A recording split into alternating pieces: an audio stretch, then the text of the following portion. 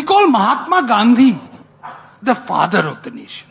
Mahatma Gandhi was a great man. He was the leader of the freedom struggle. He was also a great spiritual guide for Indians. But did India begin in 1947? You can call Mahatma Gandhi the father of the republic if you want to.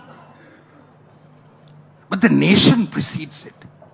And their problem is that they want to reduce India to one idea, one family, and preferably one book and one party. And that's what we are. And I'm very uncomfortable calling him Pandit Nehru. I just don't like, I'll stick to him as Sri Nehru or Mr. Nehru. Right. And I think we'll take his, but it's very interesting that he's always called Pandit Nehru by some people. Well, why? So ask yourself that question. Is it Pandit because of a caste, or do they think he's the ultimate repository of wisdom? But what secularism, by introducing it in the preamble, they tried to do was that they tried to codify it. And I think that, if you recall, most of the problems which we have had in India, centered on secularism, have resulted from after 1976, when an attempt was made to codify it. There has been a deep sense of anxiety over this lack of even-handedness.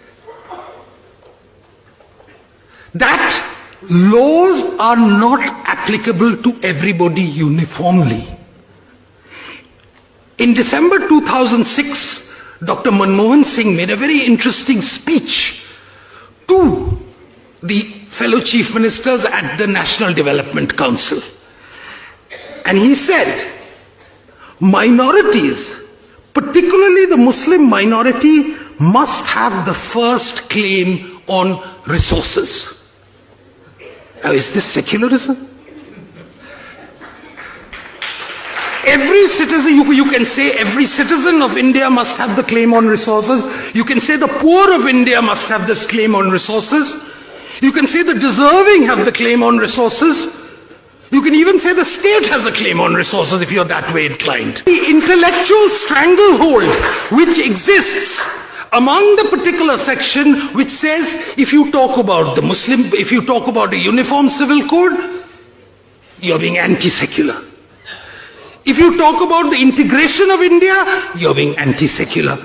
You're trying to unify. Nobody's saying we should have a uniform of worship. Number one, whether we like it or not, cow slaughter is one of those things whose ban or prevention is recommended in the Indian Constitution along with the directive principles.